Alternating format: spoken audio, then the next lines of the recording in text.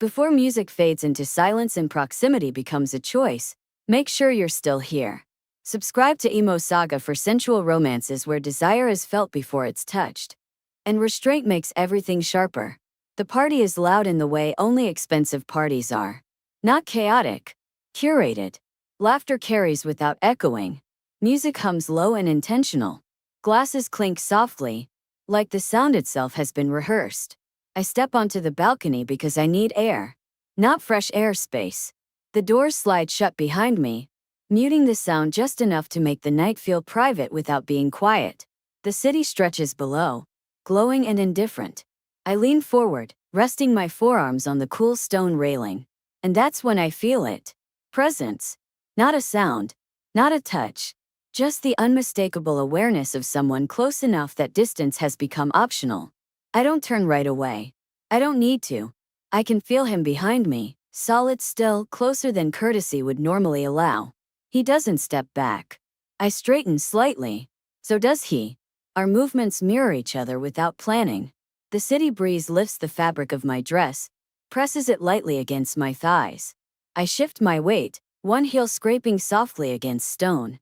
Still he doesn't move away. You escape too? I ask, keeping my voice casual. Yes, he replies. His voice is low. Close.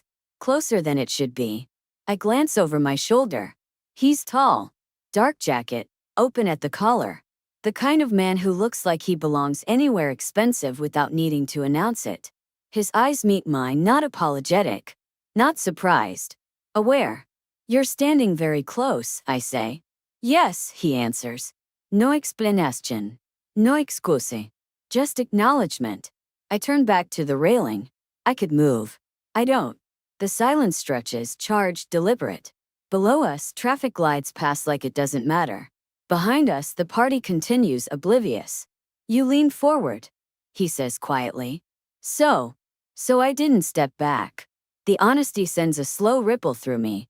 I adjust my posture, leaning a fraction more over the railing. Not exaggerating, just enough to test the space between us. His chest is close now. Not touching, but close enough that the heat of him feels intentional. Is that a habit of yours? I ask. Responding when someone makes a choice? He replies. Yes. Only when it's clear. I inhale slowly. My shoulders relax. Not away from him but into the moment. You could have moved, I say. So could you. The words settle between us. The balcony light casts a soft glow, turning glass and skin warm. I become acutely aware of my body, not in a performative way, but in the way you do when someone else is paying attention and not pretending otherwise. You've been watching me, I say quietly. Yes. Again. No dinayin. Noscham. Since when? Since you laughed, he says. Inside. That was an hour ago. I know. The admission tightens something low in my chest. I turn this time. Fully. We're close enough now that the space between us feels deliberate, like something we're both protecting until we don't. You didn't approach, I say. No. Why? Because you weren't inviting, he answers. Until now. And what changed? I ask. He gestures subtly, barely there. You leaned back instead of away. My pulse picks up. That's a dangerous way to read body language. It is, he agrees. Which is why I waited. A laugh drifts from inside the party, too loud, too removed. The balcony feels sealed off, like a pocket of awareness carved out of the noise. You're very certain, I say. I'm attentive, he corrects. The wind shifts again, pushing my hair back over my shoulders. He watches the movement like it matters. I tilt my head slightly. Are you going to keep standing there? I ask softly. Or are you going to pretend you weren't this close? He steps closer. Not abruptly.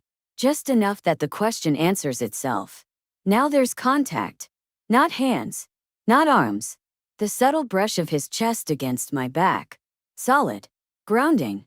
Unmistakable. My breath catches, but I don't pull away. Tell me if you want space, he murmurs near my ear. His voice is close enough to feel. I don't, I reply. The words feel steady. True. One of his hands comes up to the railing beside mine. Not touching me, but caging the space gently. The proximity is intimate in a way that feels earned. Chosen. You're very still, he says. So are you. Yes, he agrees. Because I don't want to assume. The restraint is intoxicating. I shift slightly, enough that my back presses more firmly against his chest. A test. He exhales slowly, doesn't retreat, doesn't advance, just receives the contact that somehow feels more sensual than movement. You don't seem uncomfortable, I say. Neither do you. The truth hangs between us. I turn my head just enough that my cheek nearly brushes his jaw. You're at my back, I say softly. Yes. And you're not stepping away. No. Why? Because you haven't asked me to, he replies. And because you're leaning into it. The air feels thicker now. Charged. The kind of moment where one wrong move would break it, and one right move would change it. You should know, I say, voice lower now. I don't like being crowded. I know, he replies. That surprises me. How? Because you'd have moved by now, he says. You haven't. A slow smile touches my lips. That's very confident. That's very observant, he counters. His hand shifts on the railing, closer to mine but still not touching. The nearness feels intentional. Measured. You're not touching me, I note. Not yet, he says. The words send a quiet heat through me. The party door slides open briefly. Someone steps out, then hesitates, sensing the moment, and retreats back inside without comment. The balcony is ours again. You're aware of what this looks like, I say. Yes. And you don't care? I care very much, he replies. That's why I'm being careful. I turn fully this time. We're face to face. Close. His gaze drops briefly to my mouth, then back to my eyes. You leaned over the balcony, he says softly. And I didn't step back. I nod. And now? I ask. Now, he says. We decide whether that was just proximity or intention. I look at him. Really look. Then I step closer. Close enough that the space disappears. That, I say quietly, depends on whether you're still watching, or whether you're ready to be involved. Something dark and satisfied flickers in his eyes. He doesn't answer with words. Instead, he stays exactly where he is. And for the first time, I feel like the choice has shifted to me. The city lights flicker below. The music swells faintly behind us. And the night holds its breath. The choice hangs between us like something fragile. Not rushed. Not forced. Just waiting to be acknowledged. The music from inside swells briefly, then fades again as the balcony doors seal shut. The party feels distant now, irrelevant. It's just the night, the city, and the space we're standing in together. I don't usually do this, I say quietly. He doesn't mistake it for hesitation. Neither do I, he replies. I step closer. Not enough to collide, just enough that the line between us dissolves. He doesn't move away. Doesn't surge forward either. The restraint feels intentional, almost reverent. You asked whether this was proximity or intention, I say softly. Yes. I lift my hand slowly, giving him time to stop me if he wants to. My fingers brush the front of his jacket, just below his collarbone. The contact is light, deliberate. This, I say, is intention. His breath changes. Not sharply, deeply. His hand finally comes to my waist, not gripping, not pulling. Just resting there, solid and warm, claiming nothing he hasn't been offered. Still all right, he murmurs. Yes. And this is still your choice? Yes. That's all the confirmation he needs.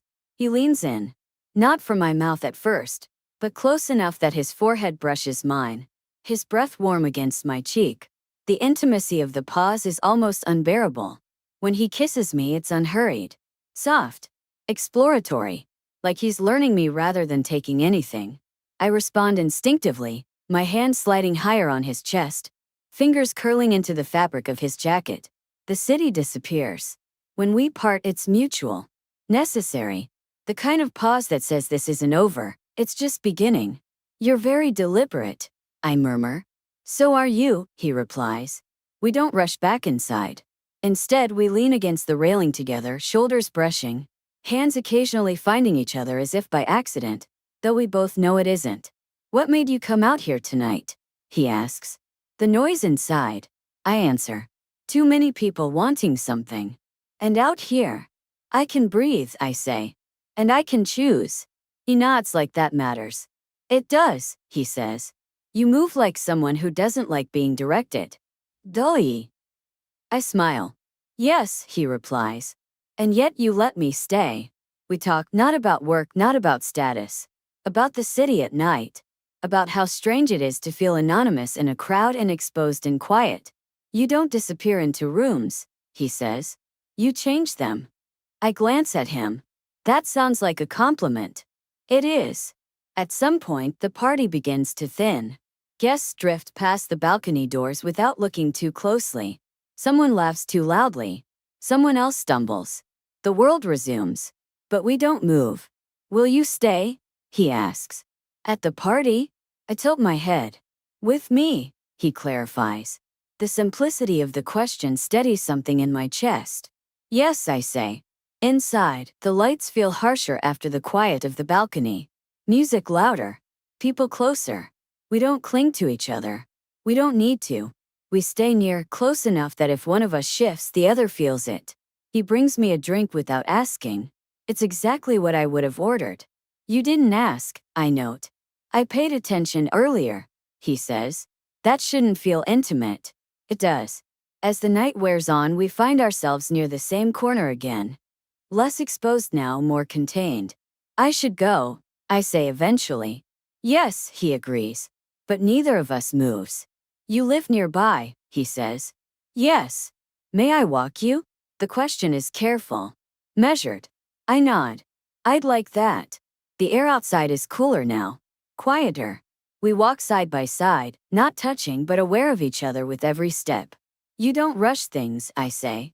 No, he replies. I don't want something that only exists because it happened fast. And what do you want? He glances at me. Something chosen more than once. In my building we stop. The streetlight casts a soft glow, catching the curve of his jaw, the steadiness of his gaze. This is me, I say. He nods. Doesn't reach for me. Doesn't assume anything more. Thank you, I add. For what?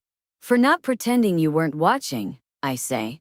And for not making it something it wasn't. He smiles slightly. For letting it become what it was. I step closer. Just enough. Will I see you again? I ask. Yes, he answers without hesitation. When? Next time you need air, he says. Or next time I do. I smile.